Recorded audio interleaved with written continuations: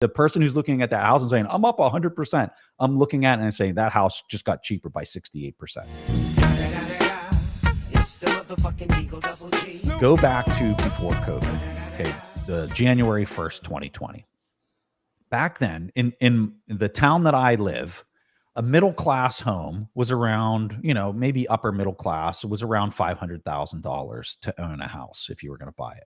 Today, that same exact house goes for $1 million. Okay. It's only been 4 years. 4 years in that house has appreciated. I'm using air quotes here because once you hear the math, this is going to blow your mind. Has appreciated to $1 million. Well, if you're a millennial or you're somebody that's trying to buy a house now, today, and not 4 years ago, listen to this math. That $500,000 house compared to the $1 million house today, because interest rates have changed, because inflation is now manifesting itself. Back then, that $500,000 house you could buy with a 3% interest rate loan. But today, that same house, that $1 million house, is 7%. So guess how much more expensive your monthly payment is on that house from just 4 years ago? It's not twice as much.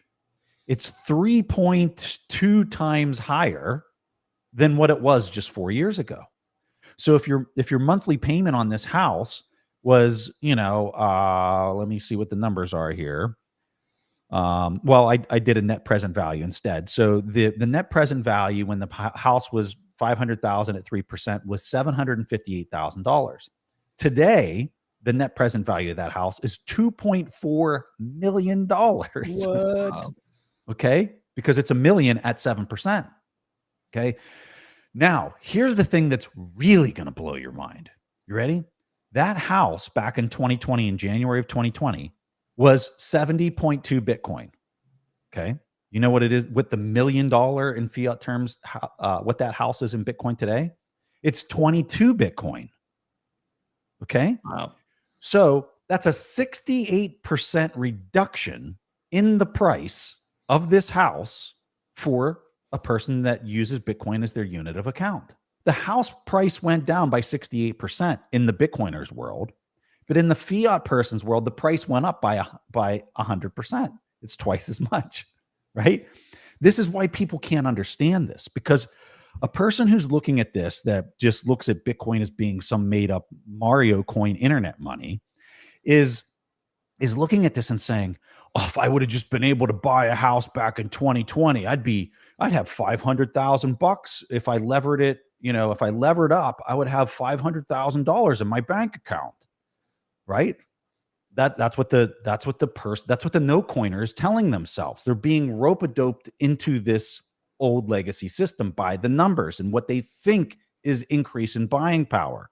But for the Bitcoiner, they're looking at this and they're saying, I do not want to move from the house that I'm in right now. I don't want to buy the bigger house. I don't want to buy, because the value of this thing is going to get cheaper by 68% every 4 years. Wow. It's mind-blowing. And I think the numbers are so the numbers are so lost on people because people don't look at Bitcoin performance in 4-year periods of time. If there's one thing I would highly encourage for you to talk to family and friends about is holding periods under 4 years get more and more speculative as you get further to the left in that timeline. So like if you're talking a month's performance of Bitcoin, it's insanely speculative. Once you get to that 4-year threshold, I don't think it's speculative at all.